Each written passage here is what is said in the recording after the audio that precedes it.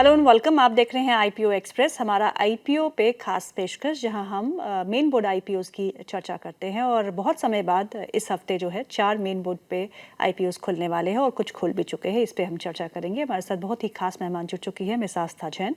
She is senior research analyst at HEM securities. Aastha, आपका बहुत बहुत स्वागत है कार्यक्रम में। Thank you. Good afternoon to all, and thank you, Pitu, for calling me on your show. It's always a pleasure to host you Aastha. And बहुत समय के बाद मिल रहे हैं क्योंकि एक ब्रेक सी लग गई थी आईपीओ के सीजन पे। साल की शुरुआत थी, फिर बजट था, फिर टैरिफ्स का लेना देना, सब कुछ ट्रेड डील, तो उस बीच आईपीओ भी थोड़े शांत हो गए थे। लेकिन इस बार 4 मेन बोर्ड के आईपीओ है जिसमें से 3 हम इस बार डिस्कस करेंगे। और पहला आईपीओ जो हम डिस्कस करने वाले हैं वो गौडियम आईवीएफ एंड वुमेन हेल्थ। ये आईपीओ खुल चुका है, Feb 20 को खुला था और 24 को इसकी आखिरी डेट है जहां आप आईपीओ पे सब्सक्राइब कर सकते हैं। और प्राइस बैंड जो है इस कंपनी के आईपीओ का वो 75 से 79 रुपीज़ के बीच का है। इशू साइज 165 करोड़ का है। फ्रेश इशू 90 करोड़ का है as far as the value is concerned, and OFS 75 crore का है। लॉट साइज 189 शेयर्स का है और मिनिमम इन्वेस्टमेंट यानी कि एक लॉट खरीदने के लिए जितना पैसा आपको इन्वेस्ट करना होगा वो 14,931 रुपीज़ है फॉर 1 लॉट। सो आस्था, इस आईपीओ पे क्या करना चाहिए? जी बिल्कुल। देखिए, गॉडियम आईवीएफ की बात करें, इनकॉर्पोरेट हुई थी ये कंपनी 2015 में। अब जब हम आईवीएफ की बात करते हैं तो एक इमोशनल, जैसे हम बोलते हैं कि साथ में एक इमोशनल जुड़ाव रहता है इस तरह की जब कंपनीज में हम बात करते हैं, क्योंकि ये एक तरह से ब्लेस करते हैं उन कपल्स को जहाँ पे कि कुछ इश्यूज होते हैं। जी। अब इस कंपनी में जब हम आईवीएफ की बात करते हैं तो देखिए, आईवीएफ में आपको हमेशा देखना होता है कि नंबर ऑफ साइकिल्स कितनी है।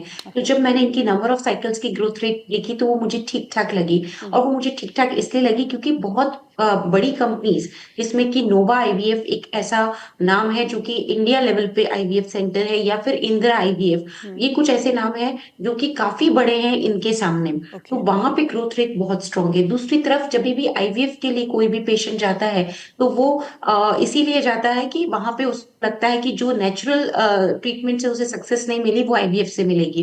तो वहां पे हमें सक्सेस रेट देखना बहुत जरूरी होता है। ओके। और जहां इनकी सक्सेस रेट की बात करें तो जो फर्स्ट साइकिल की सक्सेस रेट है वो एक मापदंड होती है आईवीएफ सेंटर्स के लिए या आईवीएफ हॉस्पिटल्स के लिए, कि इनकी एक ही साइकिल में ये कितना परसेंट सक्सेसफुल आईवीएफ से ये प्रेगनेंसी दे पाते हैं।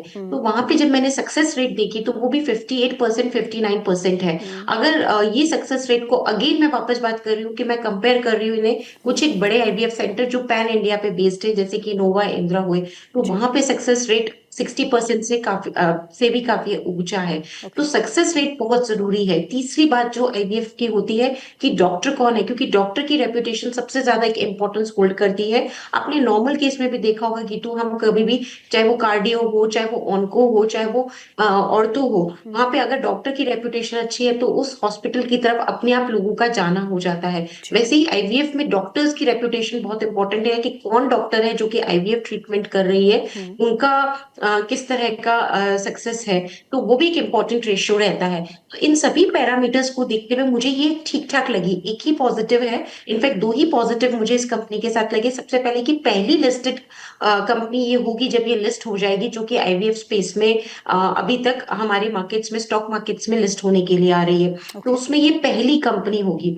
दूसरी तरफ आईवीएफ की बात करें तो जिस तरह से हमारी लाइफस्टाइल चेंजेस हो रहे हैं, वर्किंग विमेन की जो स्ट्रेंथ है वो पॉपुलेशन में बढ़ती जा रही है। स्पेशली लाइफस्टाइल की वजह से मैंने देखा है कि आईवीएफ में सक्सेस, मतलब जो आईवीएफ की ग्रोथ है, ट्रीटमेंट आईवीएफ के थ्रू जो ट्रीटमेंट की ग्रोथ है वो काफी अच्छी ग्रो करेगी। तो ये इंडस्ट्री की ग्रोथ रेट बहुत अच्छी है। तो इन दोनों के पैमाने पे मुझे लगता है कि यहाँ पे थोड़ा एक इंटरेस्ट आ सकता है। और एक सबसे बड़ी बात है कि इश्यू साइज बहुत छोटा है। 165 करोड़ का इश्यू साइज अगर हम बात करें, 250 करोड़ से इश्यू साइज से कोई भी छोटा इश्यू अगर आईपीओ आता है मार्केट में लिस्ट होने, तो वो ट्रेड टू ट्रेड कैटेगरी में लिस्ट होता है, हम सब जानते हैं। तो वहां पे कुछ अलग ही तरह के मोमेंटम्स आते हैं जो कि एनालिसिस के हिसाब से आप आकलन नहीं कर सकते। ओके। तो ये कंपनी मुझे एकदम एवरेज कंपनी लगी। आईवीएफ के हिसाब से हम बात करें, एक ही फीचर है कि पहली कंपनी होगी जो कि आईवीएफ की कंपनी जो लिस्ट होने आ रही है, तो वो एक स्कैरसिटी प्रीमियम यहाँ पे शायद कमांड कर ले, या फर्स्ट मूवर एडवांटेज यहाँ पे कमांड कर ले।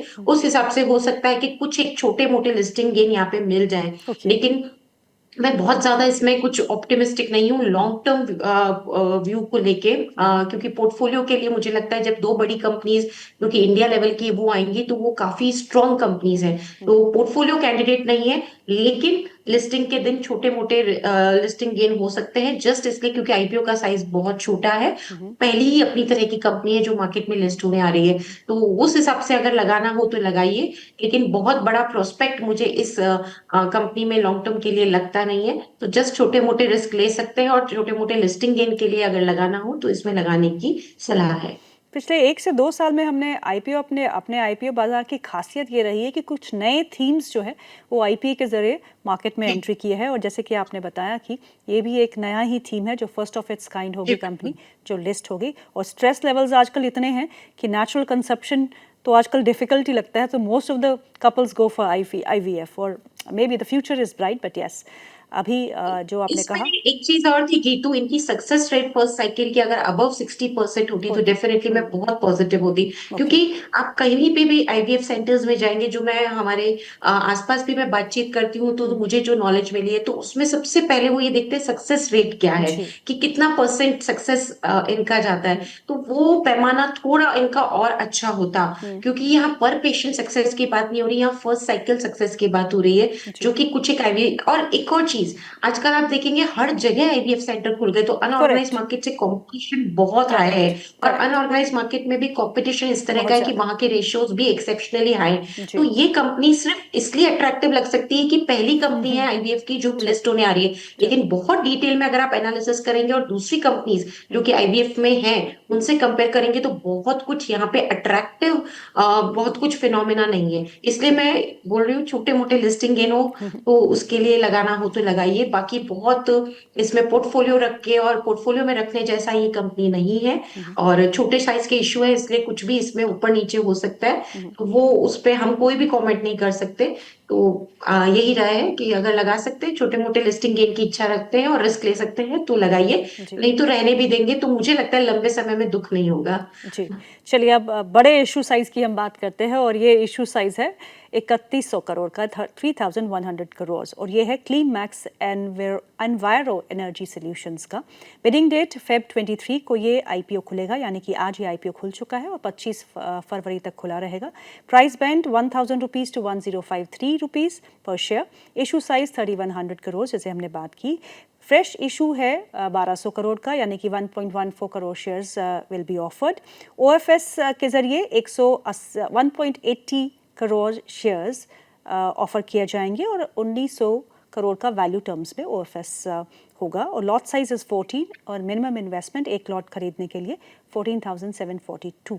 इस आईपीओ में क्या करना है आस्था? देखिए, अगर हम इसकी बात करें क्लीन मैक्स की, तो यहाँ पे मुझे ऐसा लगता है कि क्लीन मैक्स में एक दो फीचर्स काफी अच्छे हैं। पहला तो ये इंडिया की लार्जेस्ट हम बोल सकते हैं कि कमर्शियल और industrial renewable energy service provider है। और इनका एक जो मेन फीचर है कि ये प्राइवेट सेक्टर को ये अपना सर्विसेज देते हैं, तो वो भी एक काफी प्रोमिनेंट फीचर है।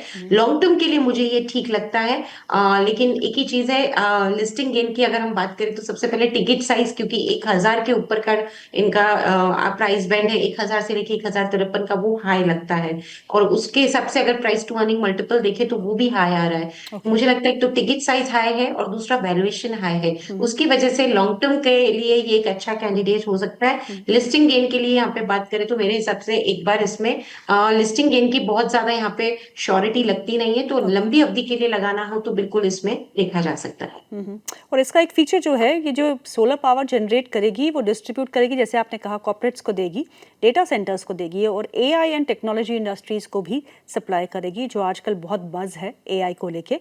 और अगर इसकी फाइनेंशियल्स की बात करें तो financially how sound is this company? Financials की बात करें तो यहाँ पे देखिए, फाइनेंशियल्स हमें यहाँ पे ठीक ठाक लगे क्लीन एनर्जी के, क्योंकि रेशियोज तो यहाँ पे ओके हैं। अगर मैं मार्जिन्स की बात करूँ तो अनडाउटेडली एबिटा मार्जिन्स तो इन्होंने काफी हाई कमांड किए, बट नेट प्रॉफिट मार्जिन उतने स्ट्रांग नहीं है। तो फाइनेंशियल्स मुझे यहाँ पे मिक्स सेट ऑफ बैग लगा। ओके। बहुत ज्यादा स्ट्रेंथ अभी लग नहीं रही है, आने वाले टाइम में होगी, क्योंकि लास्ट 2 सालों से अगर हम बोले, स्पेशली अगर मैं फाइनेंशियल ईयर 2023 और 2024 की बात करूं, तो इन्होंने इतना कुछ बहुत बढ़िया प्रॉफिटेबिलिटी दिखाई नहीं है। तो जस्ट अभी आने लगी है, इसलिए इसे थोड़ा सा टाइम देते हैं, लिस्ट होने देते हैं, उसके बाद भी लगाएंगे तो भी अच्छा रहेगा। और अगर लगाना है तो लंबी अवधि के लिए, अभी अगर लगाना है तो सिर्फ लंबी अवधि का दिमाग में रख के लगाइए, तो अच्छा रहेगा जी। चलिए, एक और छोटा सा आईपीओ आने वाला है 110 करोड़ का, इसका इशू साइज बहुत छोटा है। बिडिंग डेट फेब 23 यानी कि आज खुल चुका है, फेब 25 को बंद होगा। Price band 95 rupees to 104 rupees पर share. Issue size 110 crore, fresh issue ही है ये, इसमें ओएफएस नहीं है। Lot size 144, minimum investment is 14,976। इसमें क्या करना है? देखिए यहाँ पे अगर हम बात कर रहे हैं श्रीराम ट्विस्टेक्स की, राइट। जी। श्रीराम ट्विस्टेक्स की बात करें तो ये मैन्युफैक्चर क्या करते हैं, कॉटन यार्न्स करते हैं। और इसमें कुछ एक इनके पर्टिकुलर कैटेगरीज होती है जो कि ये मैन्युफैक्चर करते हैं। यहाँ पे मैंने जो फाइनेंशियल्स यहाँ पे देखे मुझे ठीक ठाक लगे। फाइनेंशियल्स में कोई बहुत सॉलिड ग्रोथ जिसे हम बोलते हैं वो देखने को मुझे नहीं मिली, अगर मैं सीएजीआर ग्रोथ की यहाँ पे बात करूं। दूसरी तरफ वैल्यूएशन की बात करें तो वो एक खटकता है, क्योंकि वैल्यूएशन ये पूरा मांग रहे हैं, ग्रोथ इतनी कुछ स्ट्रांग नहीं है, लेकिन उसके आगे वैल्यूएशन अगर देखें तो 30 के प्राइस टू अर्निंग मल्टीपल पे ये अपना आईपीओ ला रहे हैं। ओके। जो कि थोड़ा ज्यादा लगता है। लेकिन एक ही कैveat मैं वापस से बोलती हूँ, छोटे साइज का इशू है, ये सिर्फ 110 करोड़ का इशू साइज है। तो जब छोटे साइज के इश्यूज मार्केट में आते हैं, उनकी जो लिस्टिंग होती है वो फंडामेंटल से कुछ अलग हटके होती है। ओके। माफ कीजिए। तो वो एक लिस्टिंग पे उस पे कमेंट करना थोड़ा मुश्किल हो जाता है, क्योंकि वहां पे फंडामेंटल एनालिसिस काम नहीं करता छोटे साइज के इश्यूज में। तो उस हिसाब से कुछ एक अगर ये लिस्टिंग पे दे जाए तो दे जाए, बाकी फंडामेंटल्स में कुछ अभी कुछ भी अट्रैक्टिव नहीं है जिसकी वजह से मैं इसे स्ट्रांगली रिकमेंड करूं। तो मैं यहाँ पे भी यही बोलूंगी कि अगर चाहे तो छोड़ दीजिए, रिस्क ले सकते हैं तो छोटे मोटे लिस्टिंग गेन के लिए लगाइए। बाकी छोटे साइज का इशू है, इसलिए कोई गारंटी नहीं है कि यहाँ पे नेगेटिव लिस्टिंग ही होगी, बट फंडामेंटल्स के हिसाब से ये आईपीओ अट्रैक्टिव नहीं है। सो इस बार बिल्कुल स्पष्ट रूप से दिख रहा है कि आस्था किसी भी आईपीओ से उतनी संतुष्ट नहीं है, कहीं कन्विक्शन नहीं है कि हाँ ये आईपीओ आपको लिस्टिंग गेन भी देगा और आपके लंबी अवधि के पोर्टफोलियो का स्टॉक भी बन सकता है। करेक्ट? जी, क्योंकि देखिए ये तो अगर मैं क्लीन मैक्स की बात करूं तो वैल्यूएशन ज्यादा है, श्रीराम ट्विस्टेक्स की बात करूं तो वैल्यूएशन ज्यादा है। और अगर मैं गॉडियम आईवीएफ की बात करूं तो फंडामेंटल्स में इनको अभी भी प्रूव करना होगा, क्योंकि नंबर ऑफ सेंटर, ये हब एंड स्पोक मॉडल पे काम करते हैं, एसेट लाइट मॉडल है। लेकिन ज्यादातर आप सभी आईवीएफ सेंटर्स की बात करें तो उनका हब एंड स्पोक ही रहता है। कहीं पे भी अगर डॉक्टर की सक्सेस ज्यादा हुई तो वो फिर डॉक्टर को बोलते हैं कि अब आप भी हब भी वहीं पे बना लीजिए जहाँ पे की स्पोक है। और ये मैं ऑन ग्राउंड रिसर्च करके बात कर रही हूँ, इसीलिए मैं बोल रही हूँ कि ये company as a first mover advantage अगर कुछ लिस्टिंग गेन फैच कर सके तो कर सके, लेकिन ये फंडामेंटल्स इसके सामने दूसरी बड़ी कंपनीज हैं जिनके काफी ज्यादा सॉलिड है। तो जब वो लिस्ट होने आएगी तब शायद हम बहुत ज्यादा पॉजिटिव होंगे। तो फर्स्ट मूवर एडवांटेज की वजह से इसको लिस्टिंग गेन मिल सकता है और छोटे इशू साइज की वजह से मिल सकता है। लेकिन कहना फंडामेंटल्स में अभी इनको और इम्प्रूवमेंट करना बाकी है, जो एकदम स्ट्रांगली रेकमेंड करने के लिए ये कैंडिडेट बन जाए।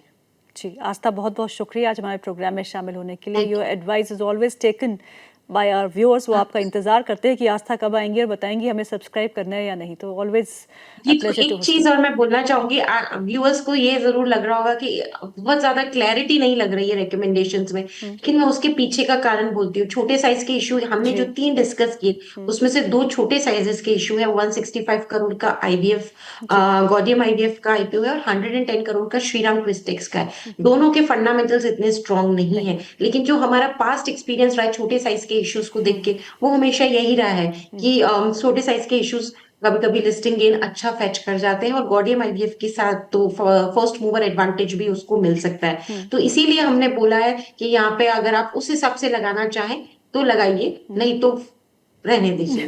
तो इसमें साफ बात यही है कि फंडामेंटल्स इतने अट्रैक्टिव नहीं है, लेकिन ये दोनों छोटे साइज के इशू होने की वजह से अगर कुछ बढ़िया लिस्टिंग गेन दे दे तो उसमें चौंकने वाली बात भी नहीं है। होगी। करेक्ट। आस्था बहुत बहुत शुक्रिया हमसे बातचीत करने के लिए। धन्यवाद।